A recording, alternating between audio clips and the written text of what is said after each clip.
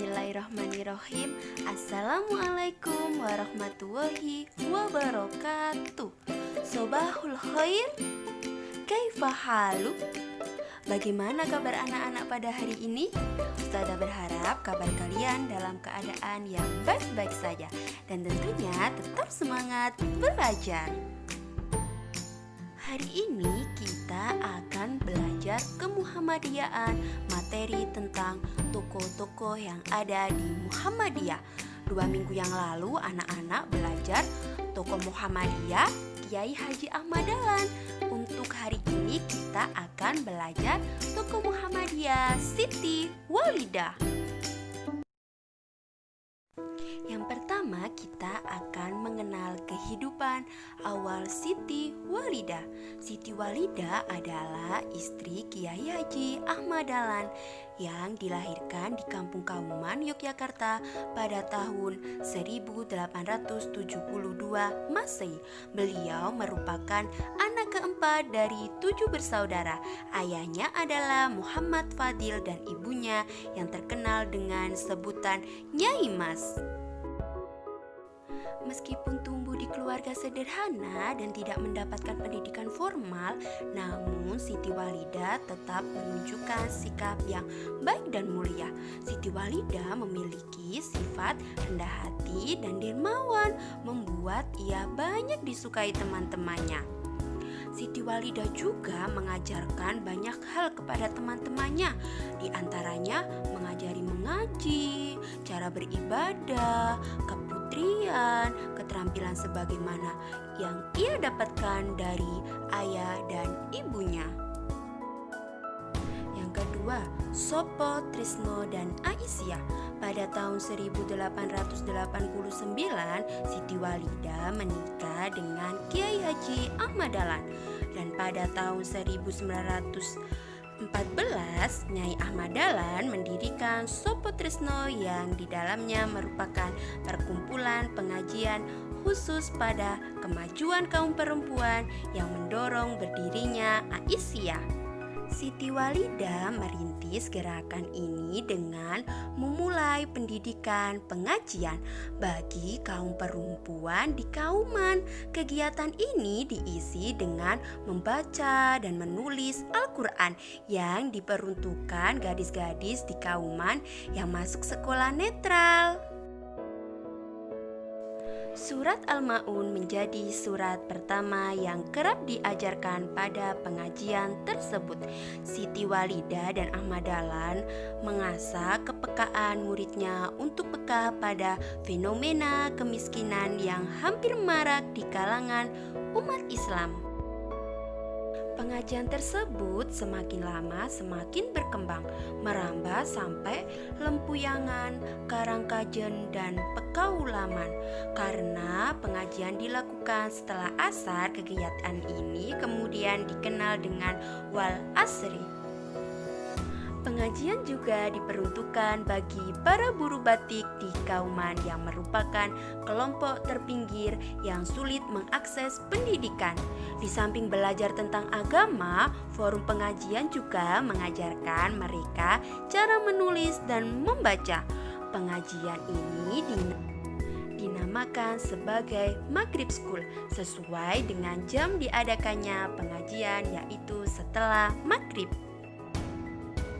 Wal Asri, Maghrib School, dan Sopo Trisno menjadi cikal bakal pergerakan Muhammadiyah Aisyah dalam memperjuangkan kesetaraan bagi setiap kelompok manusia tanpa pandang kasta atau status sosial.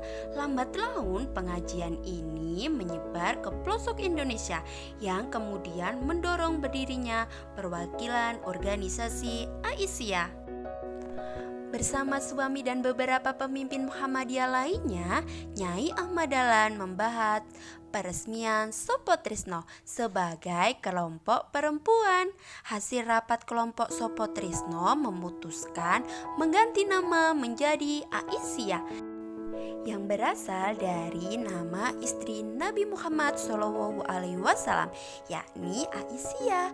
Aisyah diresmikan pada tanggal 22 April 1917 bertepatan dengan 27 Rajab 1335 Hijriah dengan ketuanya yaitu Nyai Haji Ahmad Dahlan. Nah, yang ketiga, kepemimpinan dan kehidupan Aisyah selanjutnya.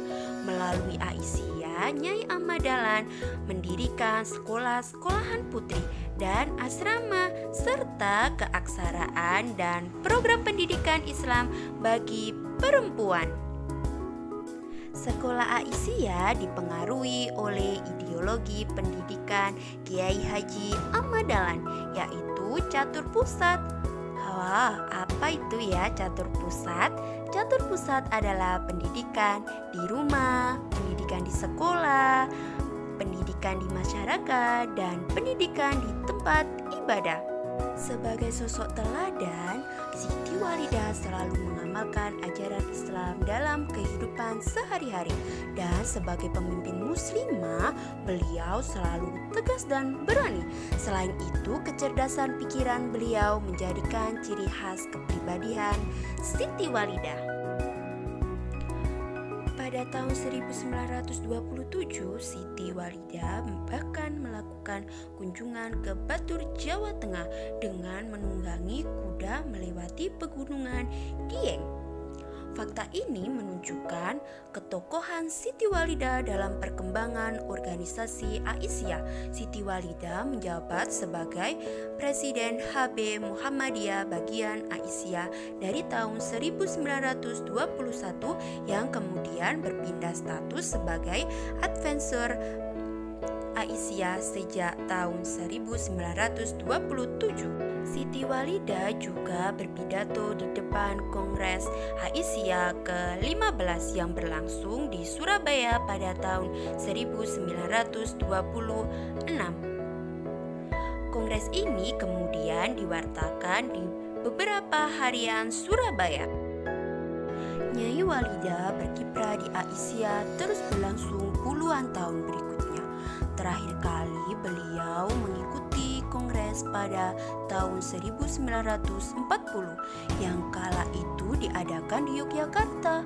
Beliau tetap mengikuti walaupun dalam keadaan sakit. Tidak sampai setahun beliau menyampaikan wasiat, tepatnya 13 Mei 1946. Wafat beliau menyusul suaminya pada usia 74 tahun. Pemerintah memberi gelar pahlawan nasional untuk Nyai Ahmad Dahlan. Sesampai hidupnya tersebut, jasanya dalam melahirkan generasi perempuan untuk terlibat di ranah publik menjadi keteladanan yang tidak akan pernah lekang oleh waktu. Alhamdulillah, pembelajaran sudah selesai. Jangan lupa dipelajari kembali ya anak-anak, dan jangan lupa mengerjakan kuis. Tak ada henti-hentinya Ustazah memberi pesan kepada anak-anak tercinta. Don't forget to pray on time. Don't forget to do the Quran. Don't forget to obey your parents. Don't forget to study at home. And be careful. Sampai jumpa. Wassalamualaikum warahmatullahi wabarakatuh.